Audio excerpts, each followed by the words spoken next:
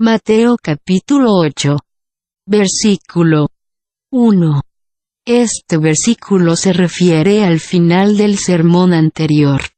Aquellos a quienes Cristo se ha dado a conocer, desean saber más de Él. Versículos 2 al 4. En estos versículos tenemos el relato de la limpieza de un leproso hecha por Cristo. El leproso se acercó a él y lo adoró como a uno investido de poder divino. Esta purificación no solo nos guía a acudir a Cristo, que tiene poder sobre las enfermedades físicas, para la sanidad de ellas, también nos enseña la manera de apelar a Él.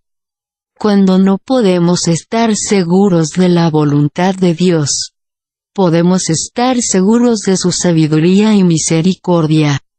Por grande que sea la culpa, en la sangre de Cristo hay aquello que la expía.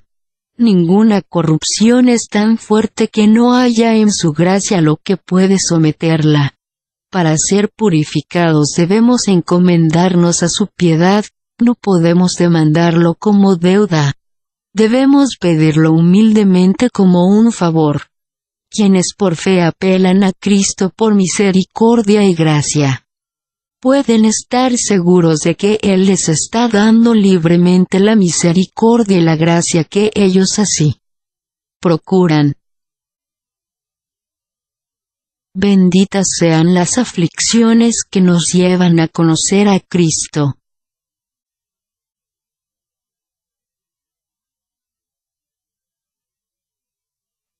y su salvación. Quienes son limpios de su lepra espiritual, vayan a los ministros de Cristo y expongan su caso, para ser aconsejados, consolados y para que oren por ellos. Versículos 5 al 13. Este centurión era pagano, un soldado romano. Aunque era soldado, no obstante, era un buen hombre. Ninguna vocación ni posición del hombre será excusa para la incredulidad y el pecado. Véase cómo expone el caso de su siervo. Debemos interesarnos por las almas de nuestros hijos y siervos, espiritualmente enfermos, que no sienten los males espirituales, y no conocen lo que es espiritualmente bueno. Debemos llevarlos a Cristo por fe y por la oración.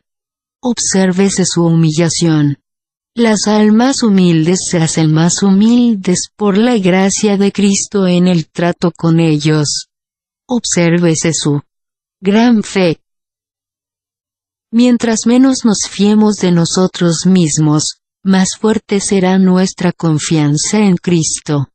Aquí el centurión le reconoce mando con poder divino y pleno sobre todas las criaturas y poderes de la naturaleza, como un amo sobre sus siervos. Este tipo de siervos debemos ser todos para Dios. Debemos ir y venir, conforme a los mandatos de su palabra y las disposiciones de su providencia. Pero cuando el Hijo del Hombre viene, encuentra poca fe, por tanto, haya poco fruto. Una profesión externa hace que se nos llame hijos del reino. Pero si descansamos en eso, y nada más podemos mostrar, seremos desechados. El siervo obtuvo la sanidad de su enfermedad y el amo obtuvo la aprobación de su fe. Lo que se le dijo a él, se dice a todos. Cree y recibirás, solo cree. Véase el poder de Cristo y el poder de la fe. La curación de nuestras almas es, de inmediato, el efecto y la prueba de nuestro interés en la sangre de Cristo. Versículos 14 al 17.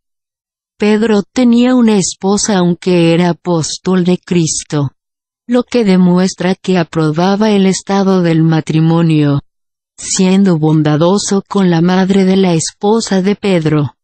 La Iglesia de Roma, que prohíbe que sus ministros se casen, contradice a este apóstol, sobre el cual tanto se apoyan. Tenía a su suegra consigo en su familia, lo que es ejemplo de ser bueno con nuestros padres. En la sanidad espiritual, la Escritura dice la palabra, el Espíritu da el toque, toca el corazón, toca la mano. Aquellos que se recuperan de una fiebre suelen estar débiles por un tiempo, pero para mostrar que esta curación estaba por sobre el poder de la naturaleza, la mujer estuvo tan bien que de inmediato se dedicó a los quehaceres de la casa. Los milagros que hizo Jesús fueron publicados ampliamente, de modo que muchos se agolparon viniendo a él, y sanó a todos los que estaban enfermos. Aunque el paciente estuviera muy débil y el caso fuera de lo peor. Muchas son las enfermedades y las calamidades del cuerpo a las que estamos propensos. Y hay más en esas palabras del Evangelio que dicen que Jesucristo llevó nuestras enfermedades y nuestros dolores, para sostenernos y consolarnos cuando estamos sometidos a ellos. Que en todos los escritos de los filósofos, no nos quejemos por el trabajo, el problema o el gasto al hacer el bien al prójimo. Versículos 18 al 22. Uno de los escribas se apresuró a prometer, se dice cercano seguidor de Cristo. Parece muy resuelto. Muchas decisiones religiosas son producidas por una súbita convicción de pecado, y asumidas sin una debida reflexión, éstas llegan a nada. Cuando este escriba ofreció seguir a Cristo, se podría pensar que Jesús debió sentirse animado. Un escriba podía dar más crédito y servicio que 12 pescadores, pero Cristo vio su corazón, y respondió a sus pensamientos, y enseña a todos cómo ir a Cristo. Su resolución parece surgir de un principio mundano y codicioso.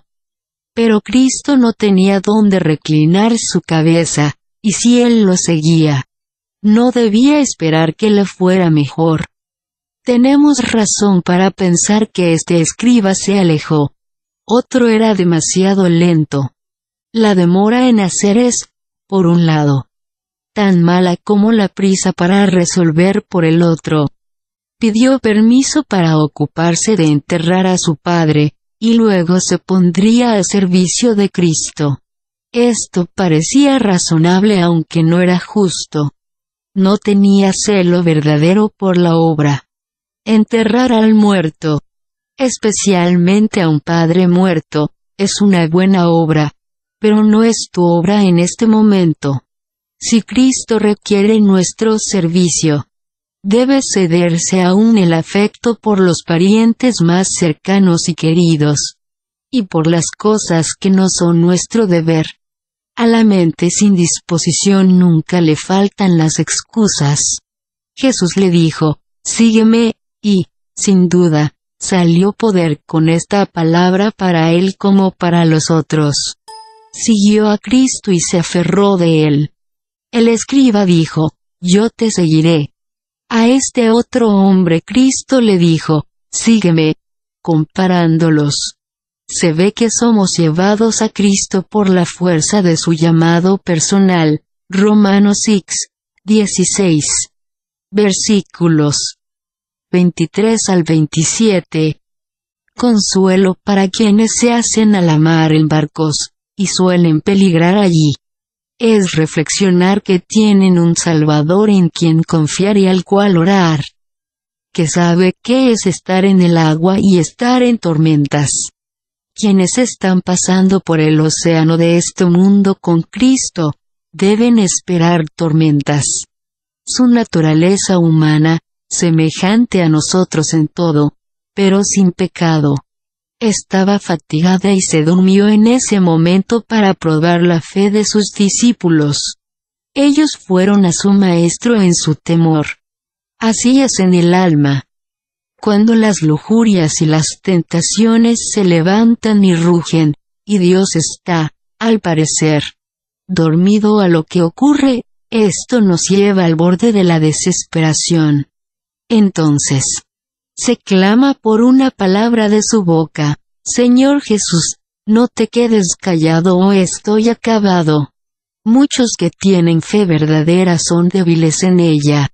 Los discípulos de Cristo eran dados a inquietarse con temores en un día tempestuoso.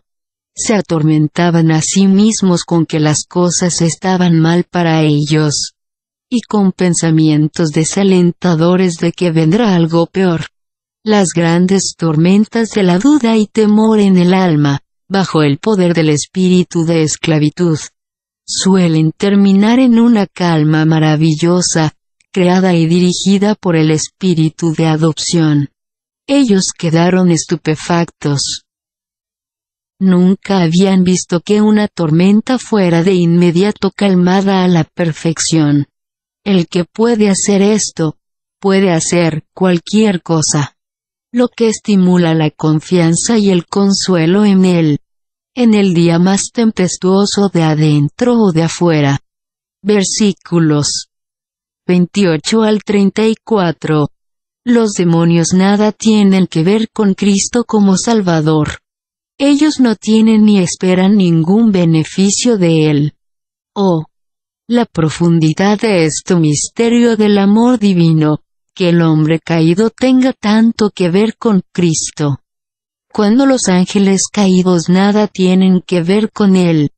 Hebreos 16. Seguramente que aquí sufrieron un tormento, al ser forzados a reconocer la excelencia que hay en Cristo, y aún así, no tener parte con Él. Los demonios no desean tener nada que ver con Cristo como Rey. Véase que el lenguaje hablan quienes no tendrán nada que ver con el Evangelio de Cristo. Pero no es verdad que los demonios no tengan nada que ver con Cristo como juez. Porque tienen que ver, y lo saben, así es para con todos los hijos de los hombres. Satanás y sus instrumentos no pueden ir más allá de lo que el Señor permita. Ellos deben dejar la posesión cuando Él manda. No pueden romper el cerco de protección en torno a su pueblo. Ni siquiera pueden entrar en un cerdo sin su permiso. Recibieron el permiso. A menudo Dios permite, por objetivos santos y sabios, los esfuerzos de la ira de Satanás. Así, pues, el diablo apresura a la gente a pecar, los apura a lo que han resuelto en contra, de lo cual saben que será vergüenza y pena para ellos. Miserable es la condición de los que son llevados cautivos por él a su voluntad. Hay muchos que prefieren sus cerdos al Salvador y, así, no alcanzan a Cristo y la salvación por él.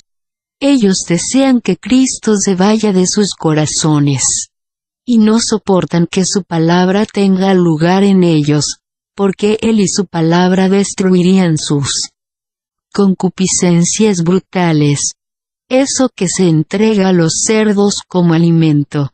Justo es que Cristo abandone a los que están cansados de Él, y después diga: apartaos, malditos. A quienes ahora le dicen al Todopoderoso: vete de nosotros.